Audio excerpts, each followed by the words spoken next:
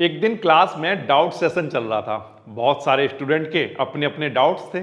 तो मैंने कहा ठीक है, सब लोग एक एक करके पूछ लो। तो उनमें से जो सबसे पहला डाउट मेरे से मेरी एक स्टूडेंट ने पूछा, वो कहती हैं कि सर हमने सुना है कि मार्केट में जो ऑप्शन बायर होता है उसके कंपैरिजन में ऑप्शन सेलर को हमेशा बेनिफिट होता है, वो ज़्यादा पैसा कमाता है। तो आप हमें ये बता दो आज की क्लास में कि जो ऑप्शन सेलर है उसके पास क्या ऐसा सीक्रेट होता है, क्या उसके पास एक ऐसी एज होती है जिससे वो मार्केट में ज़्यादा पैसा कमा पाता है। मैं कहा ये तो बहुत आसान है, इसका आंसर मैं कर दूंगा। मेरे दूसरे स्टूडेंट ने पूछा कि सर आप एक बात बताओ, आप पिछली इतनी सारी वीडियोस आपने बना दी जिसमें आप कहते हो कि डेल्टा पढ़ो, गामा पढ़ो, वेगा पढ़ो, ग्रीक पढ़ो और सबसे जरूरी कॉन्सेप्ट है वोलाटिलिटी, वो पढ़ो। आपने लास्ट क्लास में वोलाटिलिटी चलो बता भी दिया क्या होता है, अब आप कह रहे हो वोलाटिलिटी की कैलकुलेशन भी समझो। तो सर मैंने तो एक कोर्स खरीदा, उसमें तो वो ये बता रहे थे कि वोलाटिलिटी से कोई ज्यादा खास लेना देना है नहीं और वोलाटिलिटी की कैलकुलेशन से तो बिल्कुल ही लेना देना नहीं है मार्केट का। तो मैंने कहा ठीक है, इसका आंसर भी कर देंगे। तो ऑप्शन सेलर का मार्केट में क्या सीक्रेट है, एक तो इसकी बातें होंगी और दूसरा ये कि मार्केट में ऑप्शंस के जो प्राइस हैं उनका मैथमेटिक्स से कोई लेना देना है या नहीं, इसकी बातें होंगी आज की क्लास में। अब सबसे पहले तो मैं आपको पहले क्वेश्चन का आंसर कर देता हूं। क्या था पहला क्वेश्चन कि सर ऑप्शन सेलर के पास मार्केट में ऐसा क्या सीक्रेट है। तो देखो, मैं आपसे ये कहता हूं कि जो ऑप्शन बायर होता है ना, वो मार्केट को अलग चश्मे से देखता है और जो ऑप्शन सेलर होता है वो उसी मार्केट को सेम टाइम पर अलग चश्मे से देखता है। क्या मतलब है सर इस बात का? इस बात का मतलब ये है कि देखो, एक ऑप्शन बायर है, मान लो मैं बायर हूं, करेक्ट। तो मान लो मैंने एग्जांपल के लिए मैं कहता हूं मैंने एक कॉल ऑप्शन बाय किया, करेक्ट। अब मैंने कॉल ऑप्शन बाय कर लिया, बाय करते ही मैं सबसे पहले क्या चाहूंगा? तो आंसर है सर आप ये चाहोगे कि मार्केट ऊपर की तरफ जाए। अगर आप ये कह रहे हो कि मैं ये चाहूंगा कि मार्केट ऊपर की तरफ जाए, तो मतलब आप ये कह रहे हो कि मैं डायरेक्शन पर डिपेंडेंट हो गई मेरी ट्रेड, करेक्ट, सही बात है। तो इसका मतलब ऑप्शन बायर हमेशा डायरेक्शन चाहता है कि डायरेक्शन मेरी साइड में रहे, अदरवाइज उसको क्या होता है? तो आंसर लॉस होता है।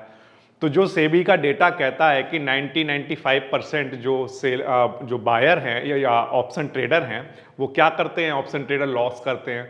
तो वो लॉस क्यों कर रहे हैं? क्योंकि वो किस पर डिपेंडेंट हैं? डायरेक्शन पर डिपेंडेंट हैं। मार्केट उनकी डायरेक्शन में चला गया उस दिन प्रॉफिट, तो मान लो 10 दिन उनकी डायरेक्शन में चला गया और फिर 20 दिन उनकी डायरेक्शन में नहीं गया, तो वो जो इतना प्रॉफिट कमाते हैं वो सारा लॉस में कन्वर्ट हो जाता है। तो ओवरऑल पूरे मंथ में वो लॉस में ही दिखते हैं, करेक्ट।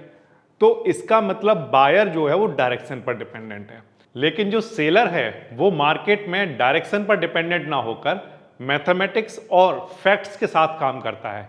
एक ऑप्शन सेलर का जो सीक्रेट होता है वो एक लाइन में छुपा हुआ है। वो लाइन है कि मार्केट में क्या नहीं हो सकता। आप पेपर पेन निकाल लो और अपने पेपर पर पेन से अभी लिख लो। क्या लिख लें सर? ये लिख लो कि मार्केट में क्या नहीं हो सकता। यही ऑप्शन सेलर का क्या है? सीक्रेट है। मतलब सर मार्केट में क्या नहीं हो सकता ये सीक्रेट है? ये कैसा सीक्रेट है? देखो, बहुत सारी चीजें हमारी लाइफ में ऐसी होती हैं जो फैक्ट्स होती हैं। जैसे एग्जाम्पल के लिए कि मैं अभी यूट्यूब पर ये वीडियो बना रहा हूं, करेक्ट। मैं हमेशा वीडियो बनाता रहूंगा ये नहीं हो सकता। क्यों? क्योंकि मैं हमेशा जीवित नहीं रहूंगा, करेक्ट। दूसरा, अभी मार्केट में, इंडिया में, ग्लोबल में, यूनिवर्स में कहीं पर भी कुछ भी चल रहा हो, कुछ भी ऊपर कुछ भी नीचे, चाहे अच्छी चीजें हो रही हो चाहे खराब चीजें हो रही हो, लेकिन एक चीज ऐसी है जो किसी के लिए नहीं रुक सकती, वो है टाइम।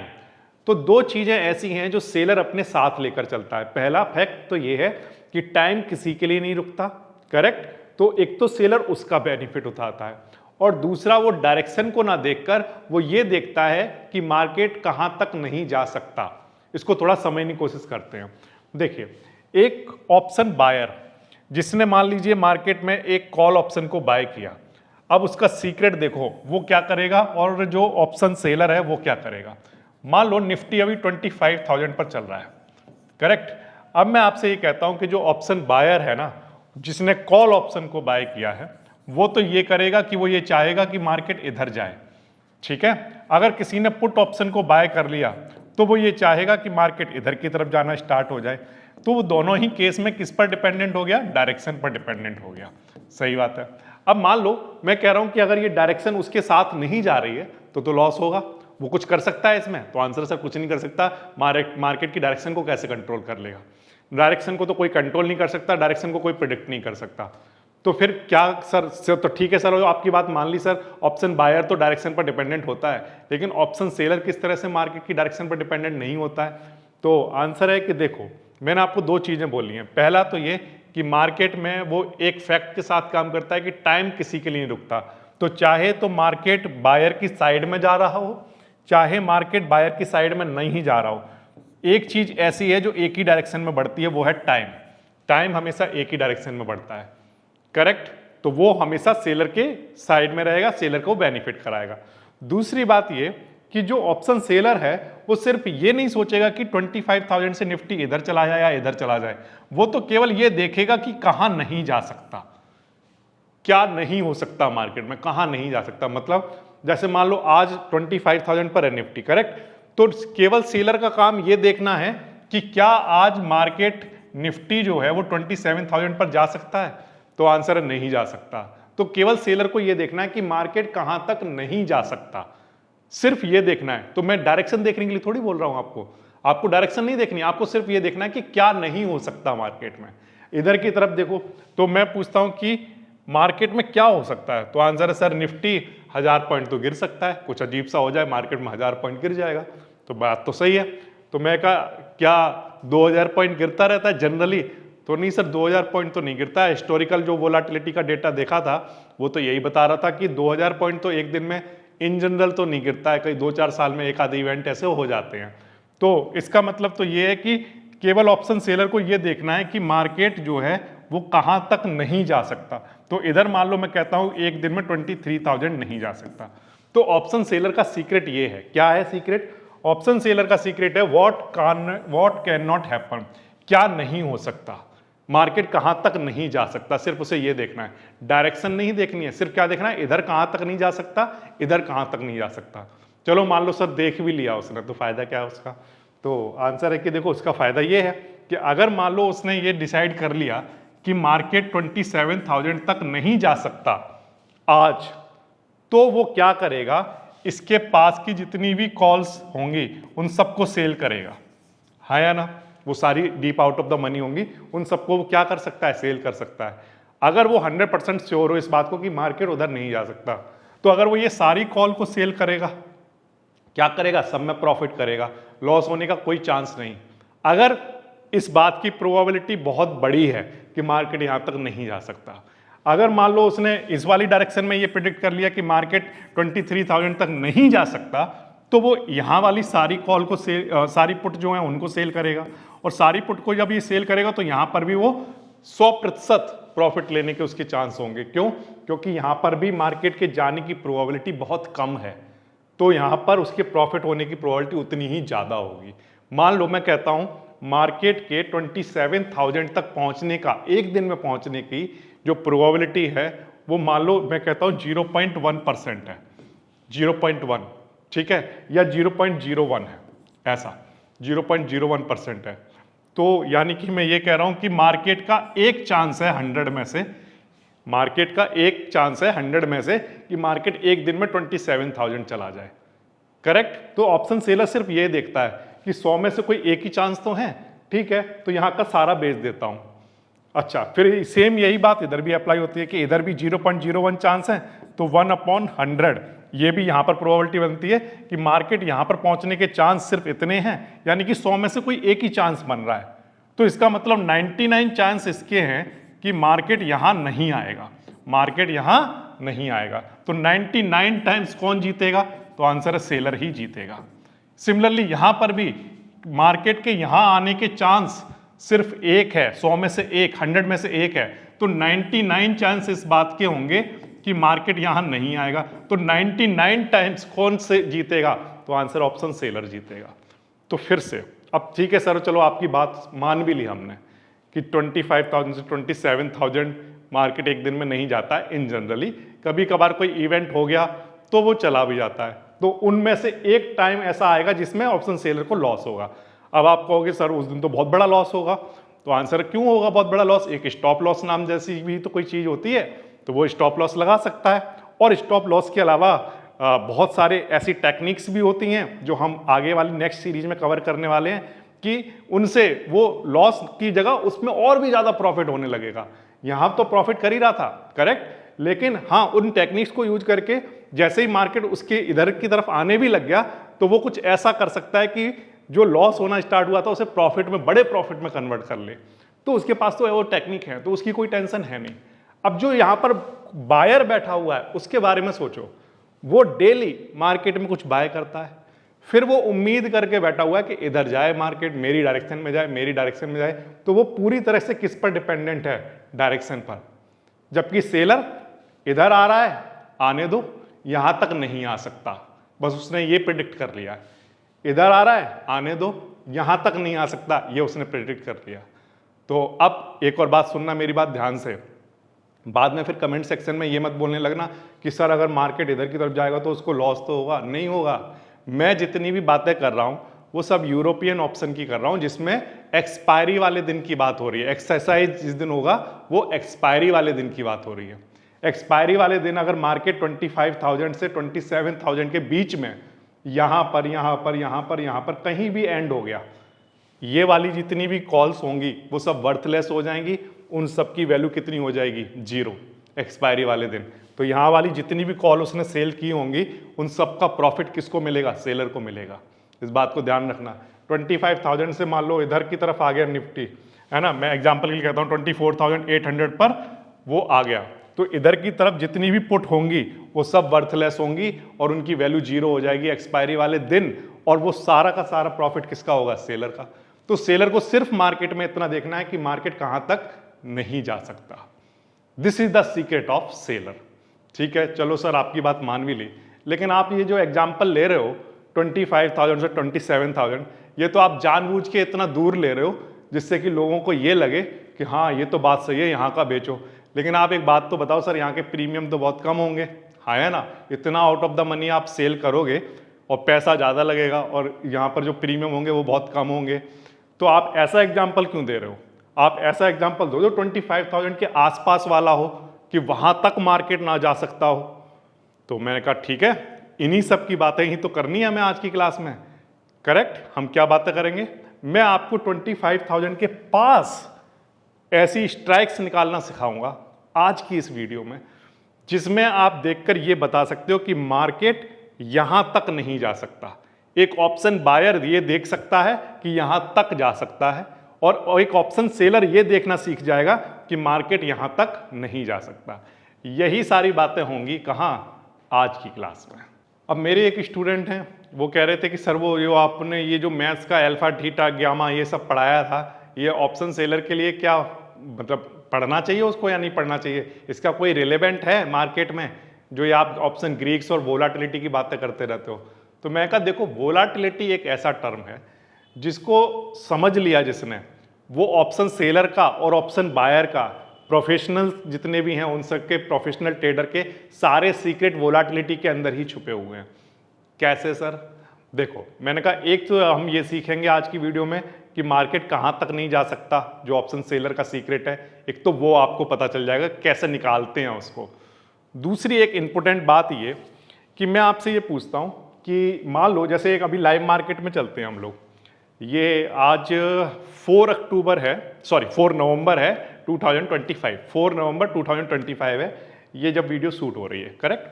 अब ये निफ्टी जो है वो 25,680 के आसपास चल रहा है, ये आपको शायद स्क्रीन पर क्लियर देख पा रहा हो। तो ये जो निफ्टी है इसका आप देख रहे हो, ये अंडरलाइन का प्राइस जो है वो लगातार चेंज होता जा रहा है, हाँ या ना बोलो? तो यहां देखना, ये चेंज नहीं हो रही, स्ट्राइक के प्राइस चेंज नहीं हो रहे हैं। अभी जो एट द मनी है वो एट द मनी ही है, यहां पर देखो कोई चेंज नहीं आ रहा, यहां कोई चेंज नहीं आ रहा। तो स्ट्राइक के प्राइस चेंज नहीं होते हैं, किसके प्राइस चेंज होते हैं? अंडरलाइन के प्राइस लगातार चेंज होता रहता है, सही है? तो मैं आपसे ये कह रहा हूं कि यहां पर बोर्ड पर मुझे ये देखकर बताओ 25,000 ये 682 होगा, फिर आप देखो ये 81 होता है, कभी 84 हो जाता है, कभी 83 हो जाता है। तो मैं आपसे एक छोटी सी चीज पूछ रहा हूं, आप मुझे ये बताओ, आपको कैसे पता चलता है कि ये जो 25,682 होगा कि 83 होगा या 84 से ऊपर की तरफ जाने लगेगा या इधर की तरफ आने लगेगा? ये आपको पता चलता है क्या मार्केट को देखकर? तो आंसर सर नहीं, ये तो पता नहीं चलता। ये पता ही चल जाएगा तो बात ही खत्म हो जाएगी, फिर तो हमें डायरेक्शन पता चल जाएगी, और डायरेक्शन पता चल जाएगी फिर तो बात ही खत्म हो जाएगी सारी, क्योंकि फिर तो बस कॉल ऑप्शन बाय करा करेंगे या पुट ऑप्शन बाय करा करेंगे। तो मैं आपसे ये कह रहा हूं कि आपने क्या कभी ये सोचा है कि ये जो मूव हो रहा है यहाँ पर 683, कभी 82, 81, ये मूव क्या है? तो आंसर है सर ये जो मूव है ना, ये बेसिकली मैथमेटिक्स की एक ब्रांच है जिसका नाम है स्टैटिस्टिक्स, उसके अकॉर्डिंग ये मूव हो रहा है। क्या मतलब सर, उसके अकॉर्डिंग मूव हो रहा है? तो मैं कहता हूं कि ये ही सारी बातें आज की क्लास में हमें समझनी है कि ये जो अंडरलाइंग है ये दरअसल एक रैंडम मूव कर रहा है, ये एक पर्टिकुलर पैटर्न में मूव नहीं कर रहा है। ये कैसा मूव कर रहा है? एक रैंडम मूव कर रहा है। रैंडम मूव करने का मतलब ये है, इसका मन होता है तो ऊपर की तरफ जा रहा है, नीचे की तरफ जा रहा है, कहीं पर भी जा रहा है, मतलब एक पैटर्न में नहीं घूम रहा है। ये किस में घूम रहा है? एक रैंडम वॉक कर रहा है। तो हम सबसे पहले ये समझने की कोशिश करेंगे आज की क्लास में कि रैंडम वॉक कहते कैसे हैं।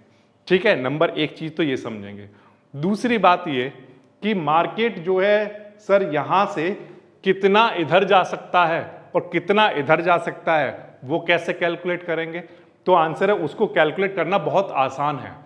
हम सबसे पहले जो ये समझने की कोशिश करेंगे आज की क्लास में कि ये जो निफ्टी का प्राइस है जो कि रैंडम वॉक कर रहा है, इसकी मीन वैल्यू क्या है। पहले हम मीन वैल्यू निकालना सीख लेंगे। अगर हमारे पास मीन वैल्यू हमें निकालना सीख जाएंगे, फिर इसके बाद हम सीखेंगे कि इसके स्टैंडर्ड डेविएशन क्या कितने रहे होंगे, यानी कि ये इधर कितना जा सकता है और ये इधर कितना जा सकता है, फिर हम स्टैंडर्ड डेविएशन सीख जाएंगे।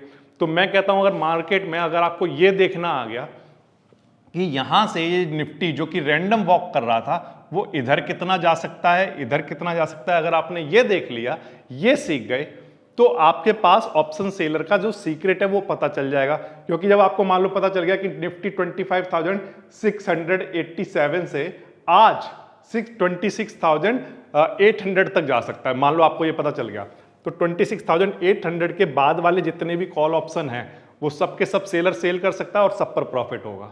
वो आपका क्या है? स्टैंडर्ड डेविएशन का कॉन्सेप्ट है, जिसे हम आज की क्लास में पढ़ेंगे।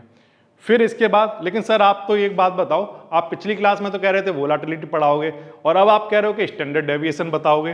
तो मैं कहता हूं प्यारे ट्रेडर्स, जो स्टैंडर्ड डेविएशन है ना, जो मैथमेटिक्स का कॉन्सेप्ट है स्टैंडर्ड डेविएशन, दरअसल वही वोलाटिलिटी होता है। आपको ये बात समझनी पड़ेगी कि जो स्टैंडर्ड डेविएशन होते हैं वही क्या कहलाते हैं ऑप्शन की दुनिया में? वोलाटिलिटी कहलाते हैं। तो अगर वोलाटिलिटी निकालना सीखना है तो मतलब क्या सीखना पड़ेगा? स्टैंडर्ड डेविएशन निकालना सीखना पड़ेगा। ये बात आ रही है आपको समझ में?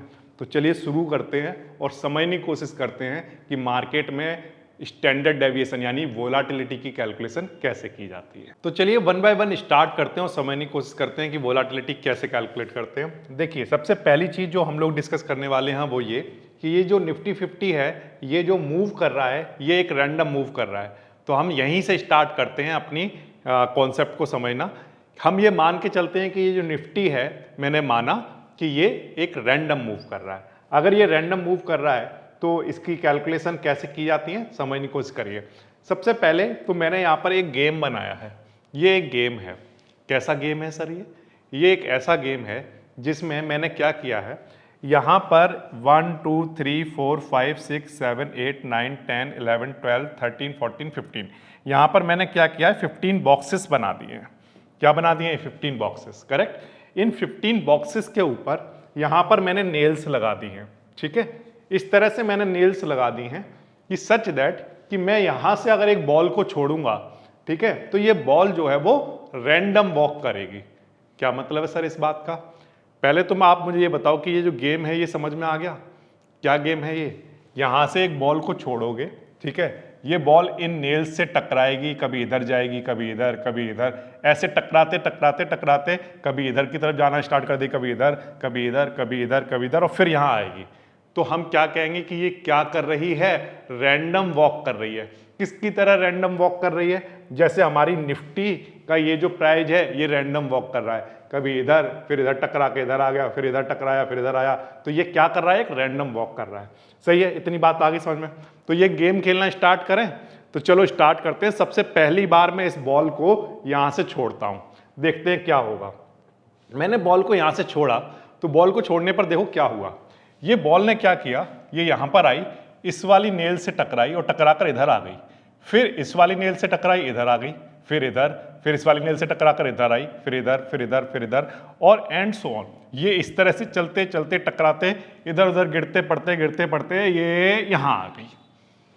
ठीक है सर, पहला वाला गेम हो गया, ये यहां पर कहीं आ गई। ठीक है, आसान है। तो इसको हम लोग क्या कहते हैं कि इसने क्या कवर किया, तो आंसर है इसका जो ये पाथ है इसको कहते हैं कि इसने एक रैंडम वॉक की। जिस तरह से निफ्टी 50 या स्टॉक का जो प्राइस है वो रैंडम वॉक करता है। ठीक है, ये बात ध्यान रखना कि इस वीडियो में मैं ये मान के चल रहा हूं कि जो निफ्टी 50 है उसकी वॉक कैसी होती है, रैंडम। इसीलिए मैंने यहां लिख दिया है कि price momentum of the underlying contract follow are random walk. इतनी बात आगे समझ में। तो जब भी मैं रैंडम वॉक कहूंगा तो आप सोचना कि मैं निफ्टी के वो जो ऊपर नीचे होता रहता है ना उसकी बातें कर रहा हूं। ठीक है, अब हमारा टारगेट ये है, हम ये जानना चाहते हैं कि मैं एक बॉल मैंने गिराई तब तो ये यहां आ गई, सही है सर, मान लिया आपकी बात। मैं कहता हूं दूसरी बॉल अगर आप गिराओगे तो इस बात की क्या प्रोबेबिलिटी है कि ये यहां आएगी। तो आंसर है सर दूसरी बॉल सर गिराने पर हो सकता है कि वो इस वाली नेल से टकराई हो और यहां से टकरा के यहां आ जाए, ऐसा भी तो हो सकता है। या सर ये यहां से टकरा कर ये इधर कहीं जाए ही ना और ये यहां आ जाए, कुछ भी हो सकता है। तो दूसरी बॉल डालने पर हमें नहीं पता कि सर क्या होगा, करेक्ट। तीसरी बॉल डालने पर भी नहीं पता क्या होगा।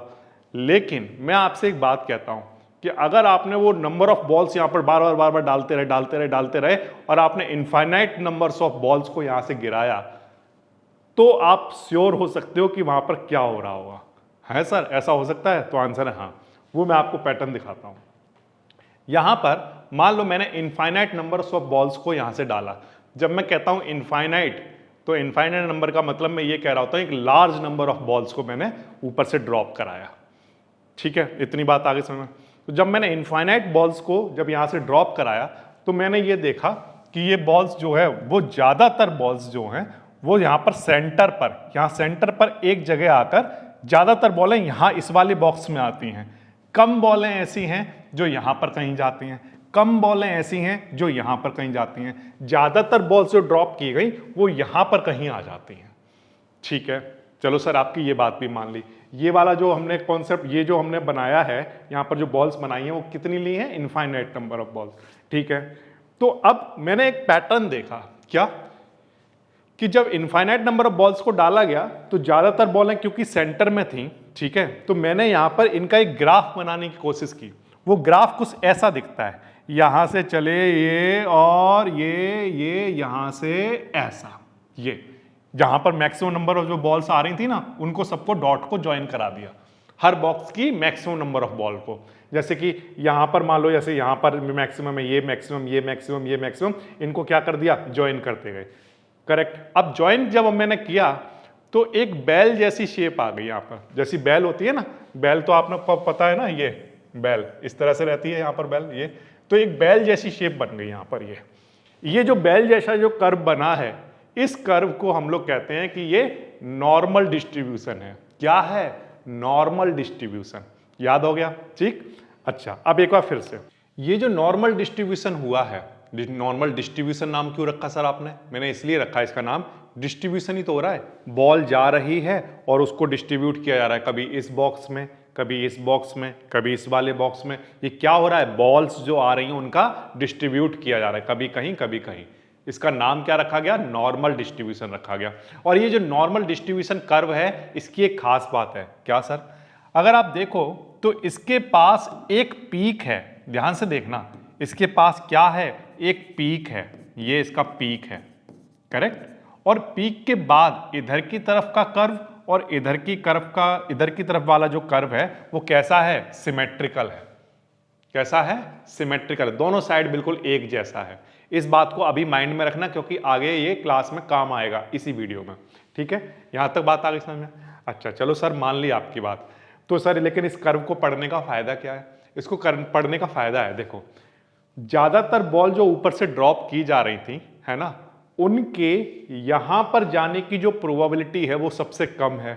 हाँ या ना? अच्छा हाँ सर, अब बात समझ आ गई कि निफ्टी के यहां तक जाने की प्रोबेबिलिटी, डिस्ट्रीब्यूट होने की प्रोबेबिलिटी सबसे कम है, यही कहना चाह रहे हो? तो आंसर है हाँ।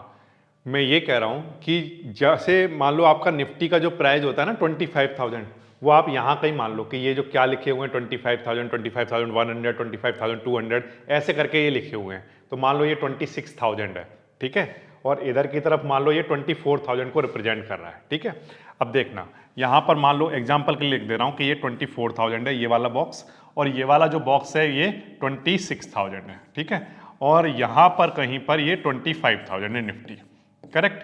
अब जब ये जो एक्सपेरिमेंट है जो कि प्रोबेबिलिटी के लिए किया गया, मैथ्स के लिए किया गया, वो एक्सपेरिमेंट क्या बता रहा है, वो बता रहा है कि अगर आपके पास इनफाइनाइट नंबर ऑफ बॉल्स को अगर आप भेजते हो ऊपर से और वो अगर रैंडम वॉक करती हुई आ रही है, तो उसके इस 7 नंबर और 8 नंबर वाले जो बॉक्स में आने की प्रोबेबिलिटी है वो सबसे ज्यादा है, सबसे ज्यादा बॉल्स यहां पर आती हैं, पीक इसका यहां पर बनता है, करेक्ट। तो इसी तरह से जो निफ्टी है वो भी रैंडम वॉक करता रहता है, ऊपर नीचे ऐसे ऊपर नीचे ऐसे करते करते करते करते करते उसकी सबसे ज्यादा होने की प्रोबेबिलिटी कहां पर रहेगी, तो आंसर 25,000 के आसपास। आप देखोगे अगर ध्यान से तो जो नंबर ऑफ बॉल्स हैं वो कुछ बॉक्सेस ही ऐसे हैं जहां पर सबसे ज्यादा आए। इस वाले एक्सपेरिमेंट में देखो 6 नंबर, 7 नंबर, 8 नंबर, 9 नंबर, ये 4 बॉक्स ऐसे हैं जहां पर ये जो है डेविएशन जो है वो सबसे ज्यादा यहीं पर देखने को मिल रहा है। बात आ रही है आपको समझ में, ठीक। तो मैं ये कहता हूं कि अगर 25,000 से निफ्टी रैंडम वॉक करता हुआ आएगा तो उसके ज्यादातर चांस जो होंगे वो किधर होंगे, तो आंसर 25,000 से थोड़ा सा इधर चला जाए या 25,000 से थोड़ा सा इधर चला जाए, यही उसके चांस बनेंगे। लेकिन चलो इधर तो वो थोड़ा ज्यादा या थोड़ा कम जा भी सकता है, लेकिन जो ऑप्शन सेलर है वो क्या देखता है, वो ये देखता है कि कौन सा प्राइस ऐसा है जिसके होने की प्रोबेबिलिटी सबसे कम है। आप अगर ध्यान से देखो इस ग्राफ को तो एक बॉल ऐसी है जो रैंडम वॉक करते करते करते करते यहां पर आई, करेक्ट। अब ये बॉल रैंडम वॉक करते करते यहां तक आ जाए, इसकी प्रोबेबिलिटी बहुत कम है। इसके लिए पता है इस बॉल को क्या करना पड़ेगा, इस बॉल को ये वाला रास्ता लगातार ये इस रास्ते से आती रहे और यहां पर आकर गिर जाए, तब ये यहां पर आ सकती है। अगर ये यहां पर आई तो रैंडम वॉक करने के बाद ये एक्सपेरिमेंट ये बताता है कि ज्यादातर चांस उसके यहां कहीं आने के होंगे, ना कि यहां। तो ऑप्शन सेलर क्या करेगा, ऑप्शन सेलर तो सिर्फ ये देखेगा कि कौन सा प्राइस ऐसा है जहां पर निफ्टी के आने के चांस सबसे कम है, तो वो वहीं पर सेलिंग करना स्टार्ट करेगा, और वहां जब जो भी बाय कर रहा होगा उस चीज को, है ना, उसको हमेशा लॉस होगा और जो सेलर होगा उसका प्रॉफिट होगा, क्योंकि वहां तक मार्केट नहीं जा सकता। This is the concept of normal distribution. Okay, now अब ये जो नॉर्मल डिस्ट्रीब्यूशन का ग्राफ था, तो हमने कहा कि सर चलो आपकी बात मान भी ली कि रैंडम वॉक आप करवा रहे हो, लेकिन ये रैंडम वॉक सर आप ज्यादा करवा रहे हो इसको, मतलब आप जो है बहुत ज्यादा आपने यहाँ पर नेल्स लगा रखे हैं, इनको थोड़ा सा इस बॉल को मौका दो कि ये ज्यादा ड्रॉप करे, ज्यादा इधर जा सके, ज्यादा इधर जा सके, ऐसा मौका दो इस बॉल को। तो मैंने एक एक्सपेरिमेंट और किया, वो एक्सपेरिमेंट कुछ इस तरह का था। मैंने कहा कि इस बार क्या करते हैं, बहुत ज्यादा भीड़ नहीं रखते हैं इसके रास्ते में, इस बॉल को थोड़ा सा इजीली मूव करवाने की कोशिश करते हैं और फिर देखते हैं कि क्या होता है। ओके, तो हमने क्या किया, इस बॉल को के रास्ते में अब ये जो हमने नेल्स लगाए हैं, ये जो इसके रास्ते में ऑब्स्टिकल लगाए हैं, जो रुकावटें हमने बनाई हैं, वो इस तरह की बनाई हैं सच दैट कि ये जो बॉल जब यहाँ पर जैसे टकराए तो टकराने के बाद कम से कम 2 लेवल नीचे आ जाए, या तो इधर 2 लेवल नीचे आ जाए या इधर 2 लेवल, कहीं पर भी 2 लेवल नीचे आ जाए। पहले क्या हो रहा था, पहले ये हो रहा था कि ये यहाँ पर जैसे कहीं भी किसी भी नेल से टकराती थी तो कोलाइड होने के बाद ये या तो इसी वाले लेवल पे आती थी, नेक्स्ट लेवल पे, फिर कोलाइड करती थी, फिर नेक्स्ट पर आती थी, फिर नेक्स्ट पर, फिर नेक्स्ट पर। लेकिन इस बार क्या होगा, वो नेल्स वही हैं, लेकिन हमने क्या किया, इस लेवल को हमने ये कहा कि ये टकराने के बाद 2 लेवल नीचे आ जाएगी, अब यहां से सीधा यहां या यहां से सीधा यहां, तो ये 2 लेवल कवर हो जाएंगे पहले के कंपैरिजन में। तो जब ऐसा अरेंजमेंट बनाया गया तब हमें क्या देखने को मिला, थोड़ा समझने की कोशिश करते हैं। तो ये बॉल आ रही थी, तो ज्यादातर हमने देखा कि बॉल्स अभी भी इन्हीं बॉक्सेस में आ रही हैं और इधर की तरफ जाने की प्रोबेबिलिटी जो है इनकी और भी ज्यादा कम हो गई है, और भी ज्यादा कम हो गई है। मतलब अब हमने ये देखा कि जब इस तरह का अरेंजमेंट बनाया गया तो बॉल जनरली इधर जाने की प्रोबेबिलिटी बहुत कम थी। ये तो तब हो सकता है कि ये बॉल यहां से आए और यहां से कहीं टकराकर और जंप करके इधर चली जाए, हाँ या ना, वैसे क्या हो सकता है ऐसा, तो आंसर सर नहीं हो सकता। ये बॉल इस वाले बॉक्स में आ जाए, इसकी होने की प्रोबेबिलिटी 0 है, बिल्कुल भी नहीं है। ये बात आ रही है आपको समझ में? क्योंकि जब इतना ही आपने रास्ता दिया है बॉल को, तो सोचो बॉल इधर से आकर यहां से या तो इधर गिर जाएगी या इधर गिर जाएगी, यहां आएगी कैसे? आ ही नहीं सकती। बस एक आध कोई चांस हो भी सकता है, जिसके होने के चांस बहुत कम है कि बॉल यहां से आ रही हो, ऐसे आ रही हो और यहां पर कहीं टकरा जाए ऊपर टॉप पे, लेकिन टॉप पर टकराने का कोई चांस ही नहीं, क्योंकि जब यहां पर आएगी तो उसके बाद नीचे गिरेगी इधर या इधर, टॉप पे टकरा कर फिर जंप कर जाए, ऐसा हो नहीं सकता, लगभग इम्पॉसिबल है। तो 0 प्रोबेबिलिटी होगी। आप जानते हो प्रोबेबिलिटी में इम्पॉसिबल इवेंट की प्रोबेबिलिटी कितनी होती है? 0 होती है।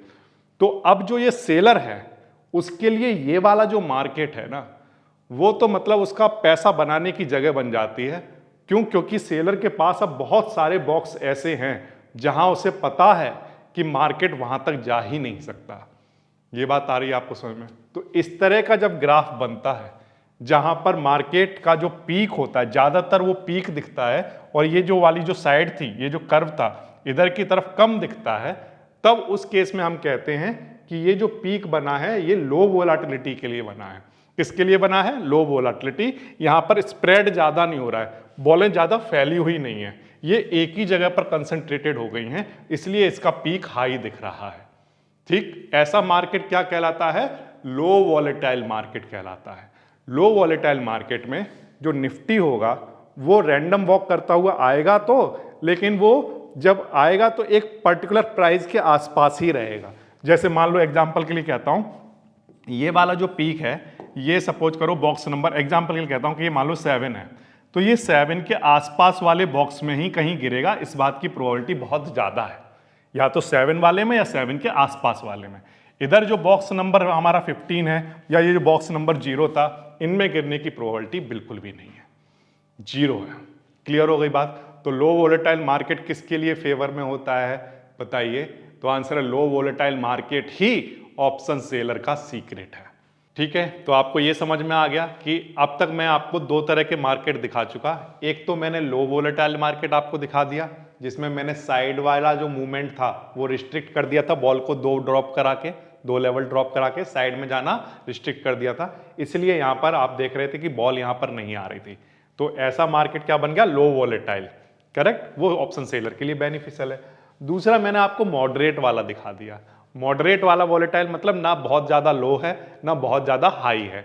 तो इस वाले केस में क्या हो रहा था? इसमें भी नॉर्मल डिस्ट्रीब्यूशन ही हो रहा था। इसका कर्व ये नॉर्मल डिस्ट्रीब्यूशन वाला कर्व था, जिसमें हमने देखा था कि सेंटर पर ही फोकस था। मॉडरेट वोलेटाइल में भी जो फोकस था वो सेंटर पर ही था, लेकिन थोड़ा सा सेंटर से भी थोड़ा सा इधर की तरफ भी आपको कुछ बॉल्स देखने को मिल रही थी। जबकि लो वोलेटाइल मार्केट में क्या हो रहा था कि ज्यादातर सेंटर पर ही देखने को मिल रही थी, इधर उधर ज्यादा देखने को नहीं मिल रही थी। ये दोनों में डिफरेंस है, लेकिन दोनों में सिमिलैरिटी क्या है कि ये भी नॉर्मल डिस्ट्रीब्यूशन है और ये भी दोनों क्या है? नॉर्मल डिस्ट्रीब्यूशन है। यहां पर भी ग्राफ दोनों साइड सिमेट्रिकल है, और क्योंकि ये भी नॉर्मल डिस्ट्रीब्यूशन है तो यहां पर भी ग्राफ दोनों साइड कैसा है? सिमेट्रिकल है। अब मैं आपको दिखाता हूं कि हाई वोलेटिलिटी के केस में कैसा ग्राफ दिखता होगा। उसके लिए हम अपने एक्सपेरिमेंट में थोड़ा सा चेंज लाएंगे। क्या चेंज लेकर आ रहे हो सर? अब मैं चेंज ये लेकर आ रहा हूं कि बॉल को क्या करना पड़ेगा? हर बार ड्रॉप होने से पहले या तो लेफ्ट साइड में जाना पड़ेगा या राइट साइड में जाना पड़ेगा, क्योंकि मैंने ये देखा कि जो निफ्टी है वो हाई वोलेटाइल मार्केट में क्या करता है? तो आंसर है हाई वोलेटाइल मार्केट में या तो एक साइड में इधर की तरफ बहुत तेजी से जाता है या इधर की तरफ बहुत तेजी से आता है। तो मैंने अपने एक्सपेरिमेंट को उसी तरह का बना लिया। क्या बना लिया? मैं कहा निफ्टी को, या मैं कहूँ मेरी जो बॉल है, बॉल मतलब निफ्टी, बॉल को इधर की तरफ या इधर की तरफ हर हाल में जाना ही पड़ेगा ड्रॉप होने से पहले। करेक्ट? तो यहां पर ये जो बॉल है, ये बॉल यहां आई। अब इसके पास 2 रास्ते हैं, या तो ये बॉल इधर की तरफ लेफ्ट की साइड मूव करके इधर गिरे या राइट की साइड मूव करके इधर गिरे, दोनों में से किसी एक साइड में गिरना पड़ेगा। तो मैंने माना कि पहले ये राइट साइड में ड्रॉप होती है, फिर इसको इधर या इधर जाना था, फिर से ये राइट साइड में ड्रॉप हुई, फिर ये लेफ्ट में ड्रॉप हुई, फिर लेफ्ट में, फिर राइट में, लेफ्ट लेफ्ट, ऐसा करते करते ये बॉल यहां कहीं आ गई, इस वाले बॉक्स में आ गई। करेक्ट? सही है सर, बात मान ली आपकी। लेकिन सर ये जो रैंडम वॉक हो रहा था, ये रैंडम वॉक तो आपने अपनी कन्वीनियंट के हिसाब से यहाँ पर बॉल को गिरा दिया, ऐसा भी तो हो सकता था कि सर पहली बार में ही ये बॉल यहाँ पर आकर हो सकता है इधर इधर इधर ऐसा करते करते यहाँ कहीं आ जाती, तो आंसर हाँ अब यहाँ आने के भी चांस हैं। सही कह रहे हो आप। तो जब सर इनफाइनाइट बॉल ड्रॉप की जाएंगी तब क्या होगा इस वाले केस में? तो आंसर है इनफाइनाइट बॉल ड्रॉप करने पर हमने ये देखा कि जब बॉल को मजबूर किया जाता है, जब निफ्टी को मजबूर किया गया कि उसको या तो इधर या इधर जाना ही पड़ेगा ड्रॉप होने से पहले, तब हमने ये देखा कि इधर भी यहाँ पर बहुत सारी बॉल आती हैं, इधर भी बहुत सारी बॉल आती हैं, इधर भी बहुत सारी बॉल्स आती हैं, हर जगह बहुत सारी बॉल्स आ रही हैं। तो जो हमारा पीक था, जो कि हमारा लो वोलेटिलिटी के केस में जो पीक बना था, वो पीक अब कम होना स्टार्ट हो गया है और वो स्प्रेड होना स्टार्ट हो गया है। तो जो वोलेटिलिटी थी मार्केट में लो थी, एक पर्टिकुलर पॉइंट के आसपास ही घूम रही थी, वो अब हमने देखा ही है कि वो वोलेटिलिटी क्या हो चुकी है, स्प्रेड हो चुकी है। और ऐसा जो मार्केट होता है वो क्या कहलाता है, हाई वोलेटाइल मार्केट कहलाएगा। क्या कहलाएगा, हाई वोलेटाइल मार्केट। अब हाई वोलेटाइल मार्केट में क्या होता है, उसमें ऑप्शन बायर को बेनिफिट है। कैसे सर? देखो, अगर हाई वोलेटाइल है तो इसका मतलब ये हो गया कि जो निफ्टी है वो इधर भी जा सकता है। कहां पर सर? देखो, जैसे हमने ये बोला था ना कि पहले सेंटर को लगभग हम लोग 25,000 एट द मनी लेकर चल लेते हैं, करेक्ट। और जो बाकी की चीजें हैं, जैसे एग्जांपल के लिए 25,600 या 500 वॉटएवर जो भी लेना चाहो आप, ठीक है, यहाँ पर, या 24,500, पहले हमने देखा था कि मार्केट इधर नहीं जा रहा था, लेकिन अब मार्केट के इधर जाने के चांस और इधर जाने के चांस और सेंटर में रहने के चांस लगभग इक्वल होने लग गए हैं। तो अब ये भी आईटीएम बन सकता है, मार्केट इधर जा सकता है, और ये क्या बन सकता है, आईटीएम बन सकता है। मार्केट इधर भी जा सकता है, ये भी आईटीएम बन सकता है। तो जो ऑप्शन सेलर है वो इस तरह के मार्केट से डरता है। क्यों डरता है सर? क्योंकि पहले वो क्या कर रहा था, यहां की सारी कॉल्स को आसानी से सेल कर करके पैसा कमा रहा था, यहां भी। क्यों? क्योंकि यहां पर प्रोबेबिलिटी पहुंचने की निफ्टी के बहुत कम थी। जितनी प्रोबेबिलिटी कम होगी तो उसे वो श्योर है, आराम से बिल्कुल निश्चिंत है, सारे बेचते रहो, कोई प्रॉब्लम नहीं है, करेक्ट। लेकिन अगर हाई वोलेटाइल हो गया तब उस केस में ये अचीव करना निफ्टी के लिए कोई बड़ी बात नहीं है, वो फटाफट से आईटीएम बना सकता है, उधर भी इधर भी। तो उस केस में ऑप्शन सेलर को लॉस होना शुरू हो सकता है, करेक्ट। तो क्या हो गया सर, लॉस होगा। आप कह रहे थे स्टॉप लॉस लगा देगा, कोई टेक्निक यूज कर लेगा और आराम से काम हो जाएगा, कोई दिक्कत वाली बात नहीं आएगी। लेकिन मैं कहता हूं दो तरह की ट्रेडिंग होती है, एक होती है स्ट्रेस फ्री ट्रेडिंग और एक होती है जो प्रॉफिट तो हो लेकिन स्ट्रेस के साथ हो। तो आप कौन सी ट्रेडिंग करना पसंद करेंगे? एक ऐसी ट्रेडिंग जिसमें कोई स्ट्रेस ना हो, स्ट्रेस फ्री, और आप या फिर ये करना चाहेंगे कि प्रॉफिट तो दोनों ही केस में हो रहा है, लेकिन इसमें प्रॉफिट तो हो रहा है लेकिन स्ट्रेस भी हो रहा है, तो आप कौन सी करना चाहेंगे? तो आंसर सर ऐसी करवाओ ना जिसमें स्ट्रेस फ्री हो। तो मैं कहता हूं इसीलिए जो ऑप्शन सेलर है ना, वो उसको कौन सा मार्केट पसंद आता है, उसका फेवरेट कौन सा होता है? लो वोलेटाइल। लो वोलेटाइल क्यों पसंद होता है उसको? इसलिए क्योंकि यहां पर जो ट्रेडिंग हो रही होती है उसकी वो स्ट्रेस फ्री है, उसे पता है कि मार्केट में कुछ होना जाना है नहीं, यहां पर जो भी बेचोगे सब में बेनिफिट होगा। ये बात क्लियर है आपको? अब आपने तीनों तरह के कर्व देख लिए, चाहे लो वोलेटाइल हो वो भी नॉर्मल डिस्ट्रीब्यूट होता है, चाहे मॉडरेट हो वो भी आप देखो नॉर्मली डिस्ट्रीब्यूटेड होता है, और चाहे हाई वोलेटाइल हो वो भी आपने देखा कि नॉर्मली ही डिस्ट्रीब्यूटेड होता है। यहां पर भी एक पीक तो है और उसके दोनों तरफ ये कैसा है, सिमेट्रिकल है। तो ये वाला डिस्ट्रीब्यूशन भी कैसा है, नॉर्मल डिस्ट्रीब्यूशन भी है। तो अब आप चाहे यहां पर अरेंजमेंट कुछ भी करते रहो, आप ये देखते हो कि यहां पर जो कर्व बनते हैं वो कैसे होते हैं, नॉर्मली डिस्ट्रीब्यूटेड होते हैं, ठीक है। लेकिन सर एक बात बताओ, ये नॉर्मली डिस्ट्रीब्यूटेड कर्व को पढ़ने का बेनिफिट क्या है? इसका बेनिफिट है, इसको थोड़ा समझने की कोशिश करना। मार्केट में ना दो चीजें होती हैं, एक होता है अंडरलाइंग और दूसरा होता है कॉल ऑप्शन का प्राइस या पुट ऑप्शन का प्राइस। क्या मतलब है सर इस बात का? देखो, एक होता है अंडरलाइंग प्राइस। अंडरलाइंग प्राइस मतलब जैसे ये जो निफ्टी 50 है इसका प्राइस अगर आप देखो तो ये एक मीन वैल्यू के दोनों तरफ घूम रहा है, ठीक है। इधर भी जा रहा है, इधर भी जा रहा है, इधर भी जा रहा है, करेक्ट, अंडरलाइंग का प्राइस। लेकिन जो कॉल ऑप्शन के जो प्राइस हैं वो एक मीन वैल्यू के चारों तरफ नहीं घूम रहे हैं, वो डिपेंड कर रहे हैं वोलाटिलिटी पर। क्या मतलब है सर इस बात का? इस बात का मतलब ये है कि मैं ये कह रहा हूं कि अंडरलाइन का प्राइस अलग तरह से मूव करता है और जो कॉल ऑप्शन या पुट ऑप्शन के प्राइस हैं वो अलग तरह से मूव करते हैं। एग्जाम्पल के लिए इसको थोड़ा समझने की कोशिश करो। जैसे अंडरलाइन का मतलब हो गया निफ्टी, ठीक है, इसको मैं यहां पर कहीं लिख देता हूं क्योंकि अंडरलाइन का मतलब निफ्टी, ठीक है। अब जो निफ्टी है मान लो अभी 25,600 पर दिखा रहा है, कितना है एक बार फिर से देख लेता हूँ। ये दिखा रहा है यहाँ पर 25,676 पर, तो मैं यही लिखता हूँ यहाँ पर 676 है, ठीक है। अब ये यहाँ पर 25,676 ये पीक पर है, ये वैल्यू है ये। अब ये 25,676 से इधर या इधर दोनों साइड कहीं भी जा सकता है, क्योंकि ये जो ग्राफ है ये कैसा है, सिमेट्रिकल है बोथ साइड, तो दोनों साइड कहीं भी जा सकता है। लेकिन जो कॉल ऑप्शन का प्राइस है वो किस बात पर डिपेंड करता है कि वो इधर जाएगा या इधर जाएगा? तो आंसर कॉल ऑप्शन का जो प्राइस है वो इस बात पर डिपेंड करता है कि ये जो कर्व है वो उसका जो अमाउंट है वो किस साइड ज्यादा है। क्या मतलब है सर? देखो जैसे मान लो निफ्टी अभी 25,676 पर है, 25,676 पर, ठीक है।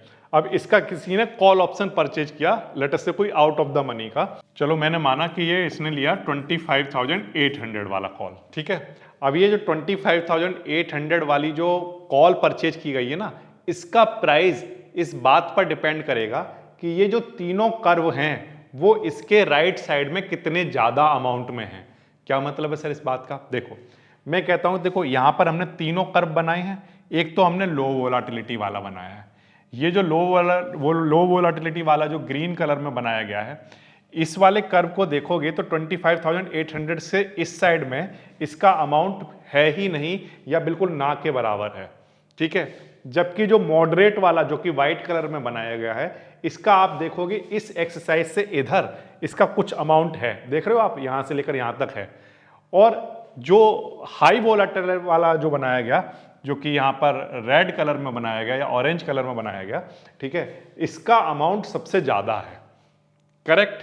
अब आप इस बात को समझो कि ये जो एक्सरसाइज प्राइस 25,800 है ना, इसकी कॉल की वैल्यू कितनी ज्यादा बढ़ेगी या कम बढ़ेगी, ये इस बात पर डिपेंड करता है कि इन तीनों कर्व में से कौन सा वाला कर्व जो है वो ज्यादा इसके राइट साइड में आ रहा है। तो बताओ देखकर कौन सा वाला ज्यादा अमाउंट में है इस साइड में? तो आंसर है कि सर ज्यादा अमाउंट में तो ये वाला आ रहा है, और ये वाला कर्व, ये वाला कर्व कौन सा वाला कर्व है? तो आंसर है हाई वोलेटाइल, जो हाई वोलेटिलिटी वाला जो डिस्ट्रीब्यूशन है ना, वो वाला कर्व है। तो ये इस एक्सरसाइज प्राइस में सबसे ज्यादा ग्रेटर अमाउंट में आ रहा है। अगर ये ग्रेटर अमाउंट में आ रहा है तो ये इस बात की गारंटी है कि इस केस में जो ये कॉल ऑप्शन है इसके आईटीएम बनने के चांस सबसे ज्यादा होंगे। ये कर्व क्या दिखा रहा है, एक बार फिर से सुनना, ये जो 25,800 से इधर जो भी कर्व सबसे ज्यादा दिखेगा, उस कर्व की कंडीशन में उस कॉल के आईटीएम बनने के चांस सबसे ज्यादा होंगे। तो बताओ 25,800 से इस साइड में कौन सा वाला कर्व सबसे बड़े अमाउंट में दिख रहा है? तो आंसर सर ये वाला कौन सा है? तो आंसर सर ये वाला हाई वोलेटिलिटी वाला है, करेक्ट। तो हाई वोलेटिलिटी के केस में ये वाला जो 25,800 वाला स्ट्राइक है उसके आईटीएम बनने की प्रोबेबिलिटी सबसे ज्यादा होगी। और अगर इसकी प्रोबेबिलिटी सबसे ज्यादा है तो आप यहां पर ध्यान रखना कि हाई वोलेटिलिटी है, आईटीएम होने की प्रोबेबिलिटी सबसे ज्यादा है, इसीलिए आपको कॉल ऑप्शन का प्राइस सबसे ज्यादा दिखाई देगा। तो आपसे जनरली ये क्वेश्चन पूछा जाए, मान लो कभी कोई आपसे ये पूछे कि बताओ हाई वोलेटिलिटी के केस में कॉल और पुट ऑप्शन के जो प्राइस हैं वो सबसे ज्यादा हाई क्यों होते हैं, ठीक है, why put and call value high at high volatility. तो उसका रीजन क्या है? मैंने फिर से कहा, मैंने कहा कि ये वाली जो कॉल ऑप्शन का जो प्राइस है वो किस बात पर डिपेंड करेगा कि इधर की तरफ कौन सा अमाउंट ज्यादा है कर्व का। तो हमने कहा यहां पर अगर तीनों का देखें तो सबसे ज्यादा अमाउंट हाई वोलेटिलिटी वाले का है। अब ग्रेटर पोर्शन आ रहा है इधर, ठीक, तो इसका मतलब उसकी वैल्यू जो है वो ग्रेटर होगी, करेक्ट। अच्छा, option value depend only on outcome which can finish ITM at expiry, क्योंकि जो हमारा जो ऑप्शन की वैल्यू है वो बढ़ेगी या घटेगी वो किस बात पर डिपेंड करती है? वो इस बात पर डिपेंड करती है कि वो आईटीएम बनेगा कि नहीं बनेगा। अगर वो आईटीएम नहीं बनने वाला है तो उसकी वैल्यू बहुत कम होगी। अगर वो आईटीएम बनने के चांस उसके ज्यादा हैं तो हम क्या कहेंगे कि उसकी वैल्यू बढ़ेगी। ये बात आ रही है समझ में? अब जैसे एग्जांपल के लिए मान लो मार्केट है लो वोलेटाइल, अगर मार्केट मान लो लो वोलेटाइल है तो आप देखो ये वाला जो कर्व का अमाउंट है वो इस वाली स्ट्राइक से इधर नहीं आ रहा है, इधर नहीं आ रहा है, यानी कि लो वोलेटिलिटी के केस में ये जो 25,800 वाली कॉल जिसने भी खरीदी होगी उसके ऑप्शन की जो वैल्यू है, कॉल ऑप्शन की जो वैल्यू है वो क्या होती रहेगी, डिक्रीज होती जाएगी, वो बढ़ेगी नहीं। लेकिन सेम 25,800 वाला अगर इस तरह के मार्केट में हो, कौन से वाले में हो, हाई वोलेटाइल मार्केट में, तो यहां पर एक बड़ा अमाउंट है जो कि इधर की तरफ दिखाई दे रहा है। तो अब मैं ये कहता हूं कि इसके कॉल ऑप्शन की वैल्यू जो है वो बढ़ती ही जाएगी, क्योंकि वहां पर आईटीएम होने के चांस उसके बढ़ गए हैं। ये बात आ रही समझ में? तो ये कर्व आपको बहुत सारी बात बताता है। तो अगर कोई आपसे पूछे कि कॉल ऑप्शन या पुट ऑप्शन का प्राइस जो है वो हाई वोलेटाइल मार्केट में ज्यादा क्यों होता है, तो आप कहना कि देखो जो एक्सरसाइज प्राइस है ना, जो एक्सरसाइज प्राइस है उससे इधर हाई वोलेटाइल वाला कर्व का डेटा जो है वो ग्राफ जो है, कर्व जो है उसका ज्यादा पोर्शन होता है इधर, इसलिए उसके आईटीएम बनने के चांस ज्यादा होते हैं हाई वोलेटिलिटी के केस में। इसलिए क्योंकि ये आईटीएम बनने के चांस है तो उसकी वैल्यू बढ़ गई है, इसलिए उसके प्राइस हाई दिखाई देते हैं। ये बात आ गई आपको समझ में? ठीक। So this is the benefit for normal distribution graph को देखने के, ये बेनिफिट है। ओके, तो अब सवाल ये है कि सर चलो आपकी बात मान ली, कॉल ऑप्शन का और पुट ऑप्शन के प्राइस तो कितना अमाउंट ऑफ करवा रहा है इस बात पर डिपेंड करता है, लेकिन जो निफ्टी है वो तो आपने बताया ही नहीं कि इधर जाने पर डिपेंड करेगा कि इधर जाने पर डिपेंड करेगा। तो चलो उसकी बात भी कर लेते हैं। अब जो निफ्टी है, अगर आप देखो लो वोलेटिलिटी के केस में वो इधर या इधर इतना ही मूवमेंट कर सकता है।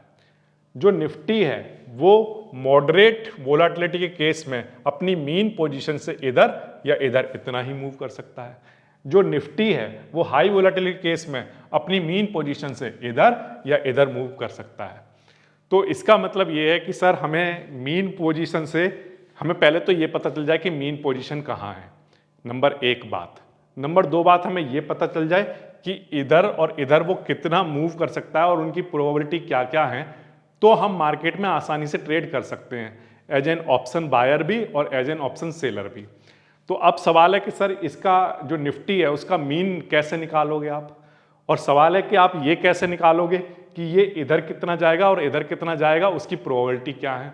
तो अब चलो उसी को समझने की कोशिश करते हैं। सबसे पहले मैं आपको ये निकाल कर दिखाता हूं कि किसी भी दिन निफ्टी कहीं पर भी हो उसका मीन कैसे निकाला जाएगा।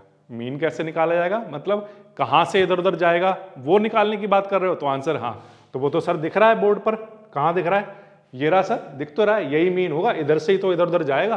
तो आंसर है no, this is not mean. ध्यान रखना, अंडरलाइंग प्राइस जो आपको दिख रहा है आपकी नजर में आप सोच रहे होगे कि यही मीन है और यहीं से इधर उधर जाएगा। नो, ध्यान रखना कि ऑप्शंस के केस में, ऑप्शंस और फ्यूचर्स के केस में मीन जो है वो फॉरवर्ड प्राइस होता है।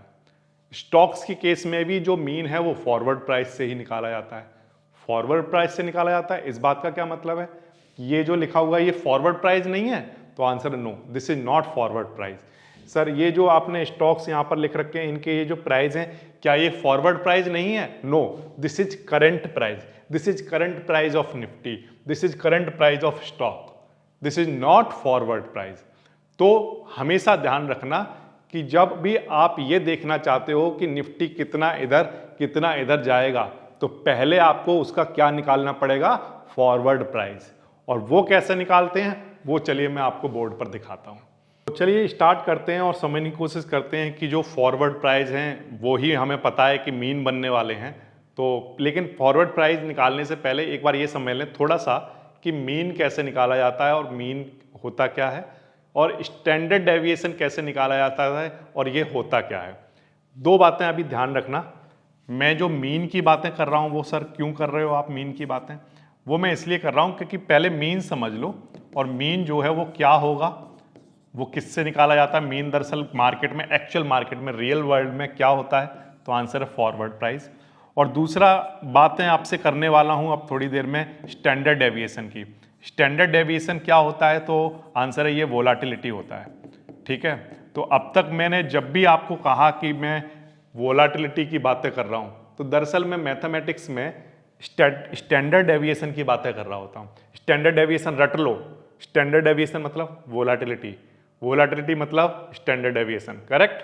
फिर से मीन क्या लिया जाएगा, फॉरवर्ड प्राइस, फॉरवर्ड प्राइस क्या होता है? मीन होता है, जहां से स्टैंडर्ड डेविएशन होगा या जहां से वोलाटिलिटी बनेगी। करेक्ट। अब सवाल है कि सर ये जो मीन है ये निकाला कैसे जाता है? तो मैंने कहा ये तो आपको छोटी क्लासों में सिखाया होगा, सीखा था ना आपने मीन कैसे निकालते हैं। जितनी भी क्वांटिटी है उन सबको प्लस कर दो और जितनी है उससे डिवाइड कर दो, उससे मीन निकल जाता है। तो मीन सर बताता क्या है? तो आंसर है मीन बताता है पीक ऑफ द डिस्ट्रीब्यूशन। किसी भी ग्राफ का जो पीक होता है, ये जो पीक है ये दरअसल क्या है? तो आंसर सर ये मीन है। क्या है? मीन। ओके। और ये जो सर ये जो डिस्टेंस है ये क्या है? तो आंसर है ये जो डिस्टेंस है ये स्टैंडर्ड डेविएशन है। ये क्या है? स्टैंडर्ड डेविएशन, यानी वो कितना मूव कर सकता है। ठीक है, लेकिन वो कितना मूव कहां से करता है? तो आंसर है मीन से करता है। ठीक, तो इसलिए मीन तो है वो पीक को दिखाता है और स्टैंडर्ड डेविएशन ये दिखाता है कि how fast the distribution spread out, कितनी तेजी से वो इधर की तरफ या इधर की तरफ जाएगा। दोनों बात आगे समझ में। फिर से बताओ मीन क्या दिखाता है? तो आंसर है ग्राफ में मीन वो पीक को दिखाता है, वो सबसे टॉप वाला जो पॉइंट होता है। ठीक है, तो बताओ स्टैंडर्ड डेविएशन क्या दिखाता है? तो सर स्टैंडर्ड डेविएशन ये दिखाता है कि कितना ज्यादा फैलेगा, कितनी तेजी से फैलेगा, वो स्टैंडर्ड डेविएशन दिखाता है। इतनी बात आगे समझ में। ठीक है सर, अब इसे कैलकुलेट कैसे करते हैं? कैलकुलेट करना आसान है। जैसे हमारे वाले एक्सपेरिमेंट की बात करो, हमने जो एक्सपेरिमेंट किया था उसमें हमने क्या किया, एक बॉल को यहाँ से ड्रॉप किया था। ठीक है, मॉडरेट वोलाटिलिटी वाले केस में। तो उसमें हमने जब बॉल को ड्रॉप किया था तो बॉल रैंडम वॉक करती हुई आई थी, इनफाइनाइट नंबर ऑफ बॉल हमने ड्रॉप की, तो इस तरह का डिस्ट्रीब्यूशन उनका हुआ था। अब ये जो डिस्ट्रीब्यूशन हुआ तो मैंने क्या किया, इनके लिए इन बॉक्सेस के कुछ नंबर रख दिए, जैसे 0 1 2 3 4 5 6 7 ऐसे करके रख दिया 15 तक। 0 से लेकर कहाँ तक रखा? 15 तक। अब सवाल ये है कि यहाँ पर इनका मीन क्या निकल कर आएगा। इनके बॉल के इन बॉक्स में आने के लिए हमें प्रोबेबिलिटी निकालनी है, तो पहले हमें मीन निकालना पड़ेगा। तो मैंने चलो मीन निकाला। मीन कैसे निकालते हैं? तो आंसर सर इनको प्लस कर दो सबको, 0 1 2 3 4 5 ऐसे लेकर 15 तक प्लस कर दो। और ये कितनी डिजिट हैं यहाँ पर लिखी हुई हैं? तो आंसर 16 लिखी हुई हैं। 0 से 15 तक कितनी हो गई? 16। तो इनको प्लस करके 16 से डिवाइड करा दिया। डिवाइड कराया तो आंसर कितना आया? 7.5 आया। ठीक है, तो अब ये जो 7.5 जो कि मीन निकल कर आया है, ये मीन क्या बताता है? ये बताता है कि अगर मैं इनफाइनाइट नंबर बॉल्स को अगर फेंकूं ऊपर से, ड्रॉप कराऊं, तो वो ज्यादातर बॉल कहां किसके आसपास रहेंगी? तो आंसर है 7.5 नंबर जहां भी होगा उसके आसपास रहेंगी। अब जो 7.5 नंबर है वो सर है कहां? दिखाना जरा। तो वो मैं दिखा देता हूं आपको, देखो बहुत क्लियर दिखेगा। ये 7th नंबर का बॉक्स है, ये 8th नंबर का बॉक्स है। तो ये वाली जो लाइन खींची हुई है ना, ये वाली जो लाइन है ये 7.5 को दिखाएगी। 7 और 8 के बीच में ही तो होगा ये 7.5। तो ये 7.5 अब मीन का काम कर रहा है। तो सर इसको निकालने का फायदा क्या है? इसको निकालने का फायदा ये है कि जो अंडरलाइंग निफ्टी है ना, वो इस मीन के दोनों साइड घूमेगी। सही है, हम जानते हैं या तो इधर जाएगी या इधर जाएगी। अब मान लो हमें पता है कि मार्केट लो वोलेटाइल है या हाई वोलेटाइल है, तो उससे क्या होगा, हम स्टैंडर्ड डेविएशन की हेल्प से ये पता कर लेंगे कि निफ्टी कितना इधर और कितना इधर जाएगा। वो हम स्टैंडर्ड डेविएशन की हेल्प से पता कर लेंगे। तो अभी फिलहाल के लिए आप ये बताओ, मीन निकालना समझ में आ गया आपको?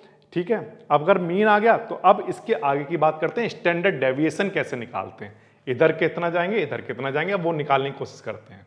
अब अगर हम इसका स्टैंडर्ड डेविएशन निकालने की कोशिश करें तो स्टैंडर्ड डेविएशन का जो फॉर्मूला होता है वो आपको याद रखना है। स्टैंडर्ड डेविएशन को हम लोग सिग्मा से डिनोट करते हैं। ठीक है, ये जो सिंबल मैंने बनाया है क्या है? सिग्मा।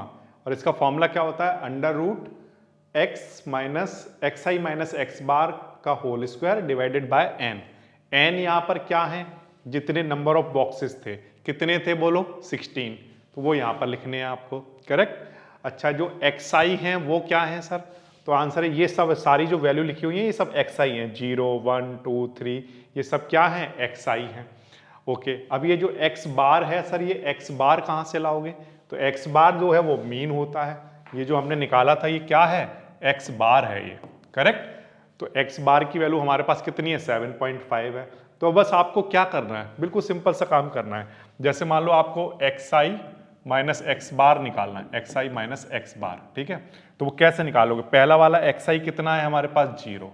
ठीक है, माइनस एक्स बार हमारे पास कितना है? 7.5 है, ये निकाल लो। करेक्ट। तो 0 माइनस 7.5, फिर 1 माइनस 0, 1 माइनस 7.5, फिर इसके बाद आप निकालो नेक्स्ट क्या है 2.2 माइनस 7.5, है ना। तो ये सारी वैल्यू क्या है, xi है, और जो हमारा x बार है, जो मीन की वैल्यू है, वो हम निकाल चुके हैं। करेक्ट, इतनी बात आ गई आपको समझ में। तो इस तरह से आप सबके निकाल लेना, किसके, सबके, जैसे 3, 4, 5, इन सब में से क्या माइनस कर देना, 7.5। जो आंसर आते जाएंगे उनके क्या निकाल लेना, स्क्वायर, और उनको क्या कर देना, ऐड। उनको क्या कराना है, हमें ऐड कराना है, ये बात भी ध्यान रखना है। इस फॉर्मूले में क्या आएगा, सम आएगा, ठीक है। ऐड कराने के बाद किससे डिवाइड करा देना है, 16 से डिवाइड करा दोगे तो आपके पास स्टैंडर्ड डेविएशन का आंसर आ जाएगा। तो सर आपने निकाल कर क्यों नहीं दिखाया, यहाँ पर निकाल कर इसलिए नहीं दिखाया क्योंकि स्टैंडर्ड डेविएशन की वैल्यू निकालने की जरूरत ही नहीं है, क्योंकि ऑब्वियस सी बात है आपके पास मार्केट में इतना टाइम थोड़ी होता है कि आप बैठकर स्टैंडर्ड डेविएशन निकालो। बेटर क्या है, स्टैंडर्ड डेविएशन जब हमारे पास पहले से मार्केट में ऐसे टूल्स अवेलेबल हैं जहां पर स्टैंडर्ड डेविएशन हर स्ट्राइक का हमें दिखता ही है, तो हम स्टैंडर्ड डेविएशन बैठ के निकालें ही क्यों। करेक्ट। तो मैंने आपको मीन तो इसलिए निकाल कर दिखा दिया, वो फटाफट से निकल जाता है कि उनको प्लस करो और डिवाइड करा दो। स्टैंडर्ड डेविएशन निकालने में टाइम लगेगा, लेकिन उसको निकालने की जरूरत नहीं है, स्टैंडर्ड डेविएशन पहले से हमें मिल जाएगा मार्केट में। मैं चलो आपको निकाल कर दिखा देता हूँ कि कौन कौन से टूल हैं जहाँ पर आपको स्टैंडर्ड डेविएशन की वैल्यू मिल जाती है। तो जैसे मैंने ये जो मैंने यहाँ पर दिखा रहा हूँ, ये है सेंसिबल नाम से, आपको एक वेबसाइट पर मिल जाएगा, जहाँ पर आप किसी भी स्ट्राइक का क्या देख सकते हो, बड़े आसानी से स्टैंडर्ड डेविएशन की कैलकुलेशन उन्होंने पहले से करके रखी होती है, वो आप देख सकते हो। तो जैसे मान लो आप किसी भी स्ट्राइक की मैं दिखाता हूँ, जैसे सपोज करो यहाँ पर कुछ भी हम डाल देते हैं, लेट से कुछ भी डाला मैंने यहाँ पर, और एक यहाँ पर ऐड कर लेता हूँ कोई अभी जो भी निफ्टी जहाँ भी चल रहा होगा, ठीक है। तो निफ्टी कहाँ चल रहा है, 25,600 के आसपास है ना। तो मैं एक काम करता हूँ, 25,800 की एक कॉल से सेल कर देता हूँ, ठीक है। तो चलो मैंने ये सेल कर दी। अब जब मैंने इसको सेल किया, 25,800 की एक कॉल मान लो मैंने सेल कर दी, तो सेल करने के बाद अब मेरे पास यहाँ पर एक ऑप्शन आ जाता है, option in builder. Option in builder में जब मैं जाऊँगा तो यहाँ पर क्या हो रहा है कि जो मैंने कॉल सेल की है उसका यहाँ पर मुझे स्टैंडर्ड डेविएशन दिख जाएगा बड़े आसानी से। ये देखो आपको दिखाई दे रहा है, यहाँ पर फर्स्ट स्टैंडर्ड डेविएशन भी लिखा हुआ है 373 है, और सेकंड स्टैंडर्ड डेविएशन भी लिखा हुआ है 747 है। अब स्टैंडर्ड डेविएशन की वैल्यू हमें क्या है, पहले से दे रखी है। अगर ये वैल्यू हमें दे रखी है तो फिर इससे हमारा कैलकुलेट करने का कोई बेनिफिट है नहीं। तो मान लो हमने अपने वाले एक्सपेरिमेंट के लिए कैलकुलेट किया और कैलकुलेट करके हमारा आंसर कितना आया, 3 आया। अब स्टैंडर्ड डेविएशन आ गया। अब ये स्टैंडर्ड डेविएशन सर बताता क्या है, स्टैंडर्ड डेविएशन ये बताता है कि आपका अगर मीन की वैल्यू 7.5 है, कितनी है मीन की वैल्यू 7.5, और आपकी स्टैंडर्ड डेविएशन की वैल्यू है 3, करेक्ट। तो अगर आप इनफाइनाइट नंबर बॉल को अगर आप ड्रॉप करोगे तो यहां पर क्या होगा, तो आंसर है कि 7.5 से 3 इधर और 3 इधर, मैक्सिमम ये जा सकता है।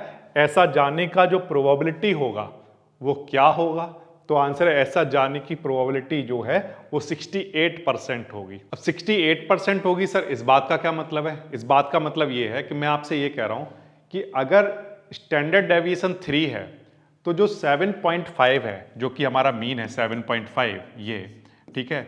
अगर मान लो आप 3 बॉल को फेंको, 3 बॉल्स आपने फेंकी, करेक्ट, उन 3 बॉल में से हर हाल में 2 बॉल 7.5 से 3 प्लस इधर और 3 माइनस इधर करा दो आप, तो कितना आएगा बताओ। तो आंसर है 7.5 से 3 इधर आप कराओगे ऐड तो 10.5 आएगा। तो अब 0.5 तो हमारा कोई बॉक्स है ही नहीं, तो हम अभी के लिए थोड़ी देर के लिए 7.5 ना लेकर 7 ले लेते हैं मीन को, कितना 7। तो अगर मान लो मीन 7 है तो उसमें अगर हम स्टैंडर्ड डेविएशन अपना 3 ऐड कराएंगे तो बॉक्स कौन सा आएगा, ये वाला 10 नंबर वाला, करेक्ट। और अगर हम 7.7 में से 3 माइनस कराएंगे तो कौन सा बॉक्स आ जाएगा, 4 वाला। तो ये जो स्टैंडर्ड डेविएशन है ना, ये बताता है कि अगर आपने 3 बॉल फेंकी तो उनमें से जो 2 बॉल होंगी वो 68% उसकी प्रोबेबिलिटी है कि वो इन्हीं किसी बॉक्स में से आएंगी, 4 या 10 के बीच में कहीं पर भी किसी बॉक्स में आ सकती हैं। 3 में से 2, केवल एक बॉल ऐसी होगी जो इधर या इधर जा सकती है। तो फिर से अगर मान लो 3 बॉल में से 2 बॉल ऐसी होंगी जो 4 से लेकर 10 वाले बॉक्स में आएंगी, उनकी प्रोबेबिलिटी कितनी है? तो मैंने कहा कि 3 में से 2 बॉल आ रही हैं और केवल इधर या इधर 3 में से कोई एक ही बॉल जा सकती है, तो 3 में से एक का मतलब होता है 33%, 33.3%। और 2 बॉल यहां आएंगी तो 2/3 का मतलब कितना हो गया? तो मैंने कहा कि यहाँ पर 60 कितना बचा, 67% के आसपास, तो 67 पॉइंट समथिंग होगा, उसको हमने क्या किया 68 ले लिया। कितना? 68%। तो एक बार फिर से ध्यान दीजिए, फिर से सुनो। अगर मान लो मीन है 7, मीन कितना है 7.5 हटाओ, यहां से थोड़ी देर के लिए अपनी कैलकुलेशन के लिए 7 कर लो। मीन कितना है 7, करेक्ट? तो और स्टैंडर्ड डेविएशन है 3। तो ये क्या बताता है? तो ये बताता है कि जो 7 नंबर वाला बॉक्स है ना, उससे 3 इधर या 3 इधर जो भी बॉक्स हैं उन्हीं में बॉल आएंगी। कौन सी वाली? अगर 3 बॉल ड्रॉप की जाएं तो उनमें से 2 बॉल इन्हीं बॉक्सेस में से किसी एक में आएंगी। कौन कौन से बॉक्स? 10 से 4 तक इन्हीं बॉक्स में आकर गिरेंगी। अगर 3 बॉल ड्रॉप की जाएं उनमें से 2 बॉल, और जो एक बॉल होगी वो इस 10 से इधर या 4 से इधर आएगी। तो इसलिए यहां पर आने की जो प्रोबेबिलिटी है वो क्या है? 68% है। इसको हम फर्स्ट स्टैंडर्ड डेविएशन कहते हैं। क्या कहते हैं? First standard deviation. अब स्टैंडर्ड डेविएशन को भी थोड़ा समझने की कोशिश करना। हमारा जो प्रोबेबिलिटी की बात जब हम करते हैं ना, कि मीन से स्टैंडर्ड डेविएशन बताता है कि इधर कितना जाएगा, इधर कितना जाएगा, तो उसमें जो पहला जो प्रोबेबिलिटी का सेट हम लेकर चलते हैं वो है 68%। उसको हम लोग क्या कहते हैं? First standard deviation. दूसरा हमारा स्टैंडर्ड डेविएशन जो आता है वो होता है 95.4% का। उसमें क्या होता है? जो स्टैंडर्ड डेविएशन है उसका डबल कर दिया जाता है। कि डबल कर दिया जाता है क्या मतलब है सर इस बात का? देखो समझो, हमारे वाले केस में जो मीन था वो कितना था? तो आंसर 7.50 आया था सर। स्टैंडर्ड डेविएशन कितना था? 3 था। ठीक है, इतनी बात आ गई समझ में? अब जो मीन है वो मीन कहाँ है? तो आंसर सर मीन वाली लाइन ये है, 7.5 वाली ये है। ठीक है, अब स्टैंडर्ड डेविएशन 3 क्या बताता है? तो आंसर ये बताता है कि जो 10 वाला बॉक्स है ना, ये 10 और इधर वाला जो ये 4 वाला बॉक्स है, ये इसके बीच में 2 बॉल आकर गिरेंगी। उन बॉलों के इन बॉक्सेस में गिरने की प्रोबेबिलिटी 4 से 10 तक गिरने की जो प्रोबेबिलिटी है वो कितनी है? 68% है। This is first standard deviation. लेकिन अगर मान लो वही 3 बॉल गिराई जाएं और सेकंड स्टैंडर्ड डेविएशन को यूज किया जाए, सेकंड स्टैंडर्ड डेविएशन सर होगा कितना? तो आंसर है फर्स्ट अगर 3 है तो सेकंड वाला उसमें ऐड कर दो उतना ही, जितना वो पहला वाला है ना उतना ही स्टैंडर्ड डेविएशन ऐड कर दो, यानी उसका डबल कर दो। अगर आप सेकंड स्टैंडर्ड डेविएशन देख रहे हो तो उसका डबल कर दो। डबल कराओगे तो स्टैंडर्ड डेविएशन कितना हो जाएगा? तो आंसर 6 हो जाएगा। 3 का और 2 से मल्टीप्लाई करा दो, कितना आ गया? 6 आ गया। ठीक है, अब सेकंड स्टैंडर्ड डेविएशन क्या कह रहा है? सेकंड स्टैंडर्ड डेविएशन कह रहा है कि वैल्यू 6 है। 6 का मतलब क्या हो गया कि 7 से 6 इधर ऐड करा दो, तो 7 में 6 ऐड कराया इधर तो कितना आ गया? 13, और 7 में से 6 माइनस कर दो, कहां पर आ गए? 1। तो अगर मान लो अब 3 बॉल गिराई जाए, कितनी बॉलें गिराई जाए? 3 नहीं सॉरी, अब बॉल गिराई जाए 20। कितनी? 20 बॉल्स गिराई जाए, तो उन 20 में से जो 19 बॉल होंगी ना, 20 में से 19 बॉल, उनकी 1 से लेकर 13 वाले बॉक्स में गिरने की प्रोबेबिलिटी कितने परसेंट है? 95.4% होगी। This is second standard deviation. अब एक बार फिर से थोड़ा समझने की कोशिश करो। मैं इसलिए रिपीट कर रहा हूं कि आपको कॉन्सेप्ट अगर कहीं रह गया हो, कहीं पर कोई कंफ्यूजन रह गया हो तो वो क्लियर हो जाए। एक बार फिर से समझने की कोशिश करो। मीन निकालना पता है? हाँ सर पता है। स्टैंडर्ड डेविएशन निकालना पता है? हाँ सर फॉर्मूला पता है, लेकिन उसकी ज़रूरत नहीं होती है क्योंकि वो वेबसाइट पर मिल जाता है और वो वेबसाइट पर किसी पर जाकर देख लेते हैं, यहाँ पर स्टैंडर्ड डेविएशन दे रखे होते हैं। अब वो जो स्टैंडर्ड डेविएशन है 372, ये 372 स्टैंडर्ड डेविएशन क्या बता रहा है? ये बता रहा है कि जो निफ्टी जहाँ पर भी उसका फॉरवर्ड प्राइस है वहाँ से 372 पॉइंट इधर या 372 पॉइंट इधर जा सकता है। और ऐसा होने के जो चांस हैं वो 3 में से 2 हैं कि ये इसी पॉइंट के बीच में रहे। कहाँ पर रहे ये भी बताता है कि कहाँ पर रह सकता है। देखो 25,294 हो जाएगा या तो प्राइस, या 26,036 यहाँ तक जा सकता है प्राइस। तो निफ्टी का इससे आगे, इन प्राइजेस के आगे, यानी कि मैं कह रहा हूं कि 370 इधर प्लस कर लो या इधर माइनस कर दो, उससे आगे जाने का जो चांस है वो 3 में से सिर्फ एक है। तो इसका फायदा उठाता है ऑप्शन सेलर, क्योंकि वो जानता है कि निफ्टी जहां भी है उसका फॉरवर्ड प्राइस, उससे 373 के आगे आज निफ्टी वहां चला जाए, ऐसा होने की प्रोबेबिलिटी सिर्फ 33% है। तो इसलिए वो उधर के कॉल्स को बेचेगा, खूब बेचेगा इधर, और 373 इधर वाली भी जो पुट्स हैं उनको भी खूब सेल करेगा, क्योंकि ऐसा होने के चांस 3 में से सिर्फ एक हैं कि निफ्टी उससे भी आगे चला जाए।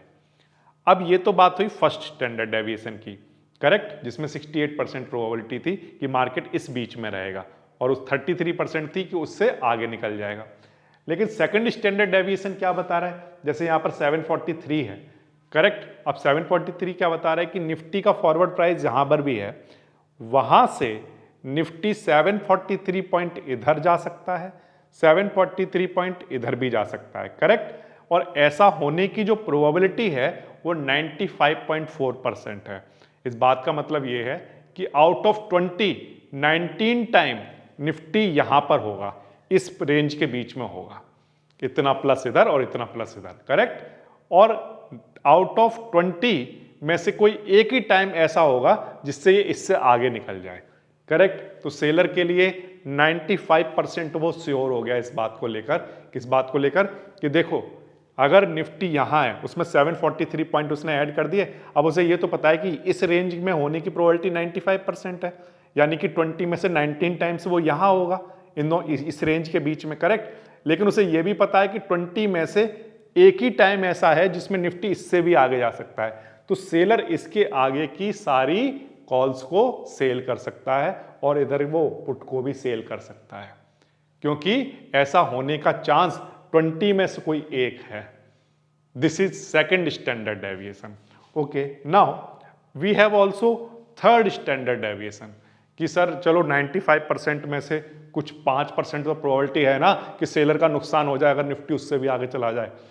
तो आंसर है हाँ, बात तो सही है। तो अब आप चाहते हो कि सेलर जो है वो 99% अगर जो हो जाए, 99.7% श्योर हो जाए कि निफ्टी इससे आगे नहीं जा सकता, क्योंकि सेलर का सीक्रेट क्या है कि वो कहां से कितना मार्केट इससे आगे नहीं जा सकता, वो तो उसे तो सिर्फ ये देखना है कि मार्केट में क्या नहीं हो सकता। तो अब देखो वो कैसे देखेगा। थर्ड स्टैंडर्ड डेविएशन में हम 370 में से 369 प्रोबेबिलिटी लेते हैं, जो कि निकल कर आएगी 99.7%। अब ये थर्ड स्टैंडर्ड डेविएशन क्या बताता है? ये बताता है कि अगर हम 370 बॉल्स को यहां से छोड़ें, 370 ना तो 3 ना 20, कितनी 370 बॉल्स को यहां से छोड़ें, तब वो ये कहता है कि थर्ड स्टैंडर्ड डेविएशन की रेंज के भीतर मार्केट के रहने की प्रोबेबिलिटी, यानी कि उन बॉल्स के 369 बॉल्स के रहने की प्रोबेबिलिटी कितनी है? 99.7%। अब वो सर थर्ड स्टैंडर्ड डेविएशन होगा क्या? तो मैं कहता हूं फर्स्ट कितना है आप ये बताओ। 3 है तो थर्ड कितना होगा? 3 का मल्टीप्लाई करा दो, तो वो कितना निकल कर आएगा? 9 निकल कर आएगा। कितना? 9। तो अब इसका मतलब 7.5 से 9 इधर और 9 इधर आप जाओ, तो 7 में आप 9 ऐड करा दो, तो यहां पर कहां पहुंच गए आप? मान लो हमने 7.5 ना लेकर 7 ले लिया एग्जांपल के लिए, तो 7 में जब आप 9 ऐड कराओगे तो ये कहां पर आ जाएगा? 16 यहां पर कहीं, करेक्ट। और 7 में 9 ऐड कराओगे तो इधर की तरफ चले जाओगे, तो 7 में से 9 अगर माइनस कर दिया तो इधर कितना आ गए? -2 पर। अब यहां पर कोई 16 नंबर का बॉक्स है नहीं, ध्यान रखना, यहां पर कोई -2 वाला कोई बॉक्स है नहीं, इस बात का भी ध्यान रखना। अब ये क्या बता रहा है? ये बता रहा है कि अगर आप 370 बॉल्स को यहां से छोड़ोगे तो उसमें से 369 बॉल्स इस रेंज के अंदर रहेंगी, करेक्ट, पूरा फैल गया, करेक्ट। और उनमें से कोई एक ही बॉल ऐसी होगी 370 में से जो 16 वाले बॉक्स के इधर या जो 0 के इधर वाला जो बॉक्स था, -2 वाला कोई बॉक्स रहा होगा उधर, वहां जाने की उसकी प्रोबेबिलिटी कितनी होगी? तो आंसर है इसमें से माइनस कर लो 0.3% ओनली। तो अब सोचो सेलर कितना कंफर्म हो गया, सेलर कितना कंफर्म हो गया कि वो क्या करेगा, जो यहां पर जो प्राइस होंगे 16 वाला जो बॉक्स होगा, जैसे एग्जांपल के लिए निफ्टी मान लो 25,000 पर है, तो जो 16 वाला बॉक्स होगा वो कौन सा होगा? 26,000 के आसपास वाला रहा होगा। करेक्ट, एग्जाम्पल के लिए कहता हूँ 26,000 आसपास। अब 26,000 वाले के आसपास वाली जो भी कॉल वो सेल करेगा, है ना, वो क्या कर सकता है, मैं रिस्क फ्री नहीं कह रहा हूँ, मैं कह रहा हूँ कि वो ये स्ट्रेस फ्री ट्रेडिंग कर रहा होगा उस टाइम। क्यों? क्योंकि मार्केट के वहां तक पहुंचने, उसके आगे जाने की जो प्रोबेबिलिटी है वो सिर्फ 0.3% है। मार्केट के सिर्फ इस रेंज में रहने की प्रोबेबिलिटी 99.7 है, लेकिन उससे आगे जाने की प्रोबेबिलिटी सिर्फ कितनी है, 0.3%। अगर आप मार्केट में मान लो 370 ट्रेड करोगे, 370 ट्रेड, तो उन 370 ट्रेड में से कोई एक ही ट्रेड ऐसा होगा जब मार्केट 16 नंबर से आगे चला जाएगा, यानी कि 26,000 से आगे चला गया। ये बात आ रही है समझ में? इसको थोड़ा एग्जांपल से समझो। मान लो आज निफ्टी 25,000 पर है, इसका फर्स्ट स्टैंडर्ड डेविएशन थोड़ा पास में ही होता है, जैसे एग्जांपल के लिए कहता हूँ 25,300, ठीक है। अब जो सेकंड स्टैंडर्ड डेविएशन है वो होगा 25,000 सपोज करो 800, करेक्ट। फिर जो थर्ड डेविएशन होगा वो है 26,000। अब इन तीनों जगह पर जो प्रोबेबिलिटी की अगर आप बात करें तो बिल्कुल अलग अलग दिखाई देती हैं। कैसे दिखाई देती हैं, थोड़ा एक एग्जांपल से लिखकर भी दिखा देता हूं आपको, तो थोड़ी सी बात और भी ज्यादा क्लियर हो जाएगी। निफ्टी कहां पर है, 25,000 पर, ठीक है। अभी मैं थोड़ी देर के लिए मान रहा हूं कि ये इसकी मीन पोजीशन है, करेक्ट। अब फर्स्ट स्टैंडर्ड डेविएशन मान लो इसका 300 निकल कर आया, ठीक है। अगर 300 निकल कर आया तो ये कितना बना, 25,300। सेकंड स्टैंडर्ड डेविएशन एग्जांपल के लिए कहता हूं कि 25,800 निकल कर आया, ठीक है। मतलब कि ये 300 आया फर्स्ट स्टैंडर्ड डेविएशन, करेक्ट। और फिर मान लो सेकंड स्टैंडर्ड डेविएशन की वैल्यू 500 थी, ठीक है, या 500 नहीं 800 ले लेते हैं, 800 थी, करेक्ट ये। और मान लो थर्ड वाला जो है स्टैंडर्ड डेविएशन उसकी वैल्यू सपोज करो 1000 थी, तो 26,000 पर आप पहुंच गए यहां। अब इस सिनारियो को समझ लो एक बार, फिर से अच्छे से समझ लो। ये कह रहा है कि मार्केट का इस बीच में रहने की जो प्रोबेबिलिटी है वो 68% है, ठीक है। इससे आगे जाने की प्रोबेबिलिटी ध्यान रखना 33% है, 33% ओनली, इससे आगे चला जाए, करेक्ट। अब एक और इंपॉर्टेंट बात सुनो, सेकंड स्टैंडर्ड डेविएशन क्या कह रहा है, मार्केट में 25,000 से 25,800 के बीच में रहने की जो प्रोबेबिलिटी है वो कितनी है, तो आंसर है 95%। कितनी, 95%। यानी कि इससे आगे निकल जाने की प्रोबेबिलिटी कितनी होगी, तो आंसर सिर्फ 5%, करेक्ट। अब थर्ड स्टैंडर्ड डेविएशन क्या कह रहा है, थर्ड स्टैंडर्ड डेविएशन कह रहा है कि मार्केट 25,000 से 26,000 के बीच में रहेगा, क्योंकि 1000 है ना, 1000 है, इसके बीच में रहेगा। लेकिन कितना इसके होने की प्रोबेबिलिटी कितनी है, 99.7%, 99.7%। इतनी प्रोबेबिलिटी है कि इसके बीच में ही रहेगा। और इससे आगे जाने की जो प्रोबेबिलिटी है कि निफ्टी कभी इससे भी आगे निकल जाए, ऐसा होने की प्रोबेबिलिटी सिर्फ 0.3% है। तो एज अ सेलर आप क्या सोचोगे, आप कहोगे अच्छा 0.3% है, मतलब ना के बराबर है, 0% ही है ऑलमोस्ट। तो इसका मतलब ये है कि यहां पर जितनी भी कॉल्स हैं वो सब सेल की जा सकती हैं। बात आ गई समझ में? जो सेलर है वो कहेगा अच्छा इससे इधर जाने की प्रोबेबिलिटी सिर्फ 5% ही है, ओके तो चलो मैं सब सेल करता हूं, क्योंकि अगर आएगा भी तो केवल 5% चांस है ऐसा इधर आने के। फिर यहां पर फर्स्ट स्टैंडर्ड डेविएशन पर देखें कि अच्छा फर्स्ट स्टैंडर्ड डेविएशन के हिसाब से इधर केवल 33% है, इधर रहने के चांस बहुत ज्यादा है, डबल है। यहां पर अगर देखें आप इसके कंपैरिजन में ये डबल है, इधर आने के चांस सिर्फ एक ही है। तो ठीक है, मैं एक काम करता हूं, ये भी सारी कॉल्स को सेल करता हूं। चलिए ये तो बातें हो गई कि किस तरह से ऑप्शन सेलर अपने बेनिफिट के लिए, अपने प्रॉफिट के लिए स्टैंडर्ड डेविएशन का यूज करता है। लेकिन सवाल ये है कि क्या ये पता किया जा सकता है कि मार्केट में निफ्टी एक दिन में एग्जैक्टली कितना प्राइस मूव करेगा, या 6 मंथ में कितना प्राइस मूव करेगा, या निफ्टी एग्जैक्टली 1 ईयर में कितना प्राइस मूव करेगा, या किसी भी ऑप्शन की करेक्ट वैल्यू किसी भी टाइम पर कितनी होनी चाहिए। तो आंसर है, अगर आपको ऑप्शन का प्राइस पता करना हो तो उसके लिए आपको एक काम करना पड़ेगा। ये जो ब्लैक-शॉल मॉडल है, इस ब्लैक-शॉल मॉडल में जो जितनी भी वैल्यू आप पुट कर रहे हो वो जितनी ज्यादा एक्यूरेट पुट करोगे, ऑप्शन की जो थियोरेटिकल वैल्यू निकल कर आएगी वो भी उतनी ही ज्यादा एक्यूरेट होगी। अब पिछली क्लासों में हम पढ़ चुके हैं क्या कि यहां पर कुछ चीजें ऐसी हैं जो कांस्टेंट हैं, किसको छोड़कर, वोलाटिलिटी को छोड़कर। तो अगर वोलाटिलिटी का डेटा इस मॉडल में एक्यूरेट अगर इंसर्ट कराया जाए, पुट कराया जाए, तो यहाँ पर जो प्राइस हैं वो एक्यूरेट निकल कर आ सकते हैं और हम पता कर सकते हैं कि एग्जैक्टली कितना डेविएशन, एग्जैक्टली कितना प्राइस वहाँ पर रहा होगा, क्योंकि हम जानते हैं कि अंडरलाइंग जो है हमारी निफ्टी वो इधर या उधर मूव करती है। तो इधर या उधर वो एग्जैक्टली कितना मूव करेगी वो कैसे पता करें? तो उसको पता करने के लिए हमने कहा कि हम प्राइस तो हमेशा मॉडल से ही पता करेंगे ना, तो मॉडल से प्राइस कैसे पता करोगे? यहाँ पर तो मीन या फिर स्टैंडर्ड डेविएशन जैसी कोई चीज़ दिख ही नहीं रही है। तो हमने कहा कि एक काम करते हैं, जो हमारी अंडरलाइंग का प्राइस है ना, वो मीन की तरह ट्रीट करते हैं। तो मीन जो होगा वो अंडरलाइंग प्राइस में पुट करना स्टार्ट करेंगे हम इस मॉडल में। कि ठीक है, क्लियर हो गई बात? अंडरलाइंग प्राइस क्या लेंगे? मीन। तो मीन यहां पुट करेंगे। अब मीन भी कौन सा लेंगे? फॉरवर्ड प्राइस लेकर चलेंगे। ठीक है, तो फॉरवर्ड वाइज प्राइस क्या होता है वो हम नेक्स्ट क्लास में समझने की कोशिश करेंगे।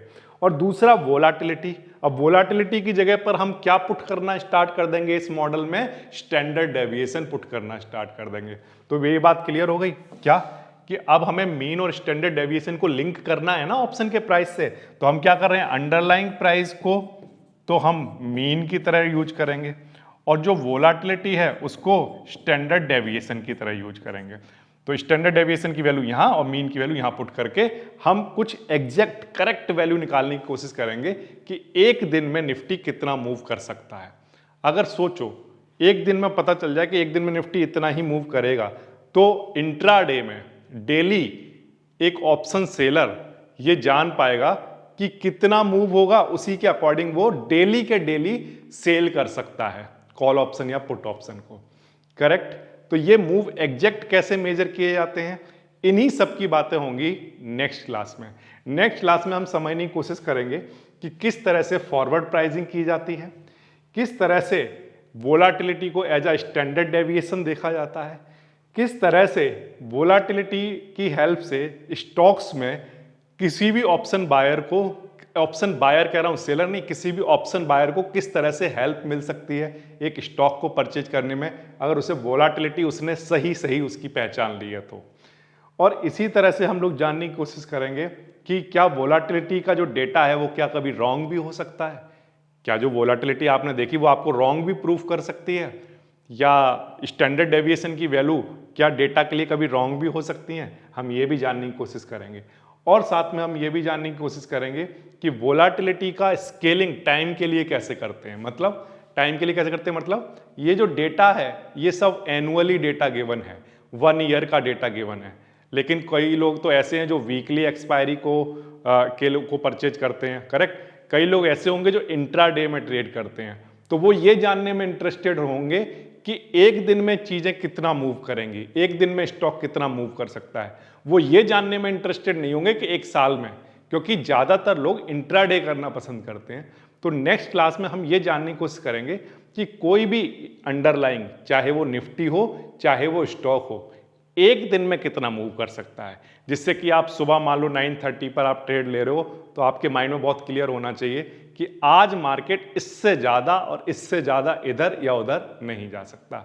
यही सारी बातें करूंगा मैं आपसे नेक्स्ट क्लास में। आई होप कि आपको मैं आज की क्लास में ये समझा पाया हूं कि स्टैंडर्ड डेविएशन की हेल्प से किस तरह से ऑप्शन सेलर अपना बहुत सारा प्रॉफिट मार्केट में कर सकता है। अगर आपको वीडियो हेल्पफुल लगी हो तो सिर्फ आपसे ये रिक्वेस्ट करूंगा कि इसको शेयर जरूर करना। मैं मिलता हूं आपसे नेक्स्ट वीडियो में। Thank you.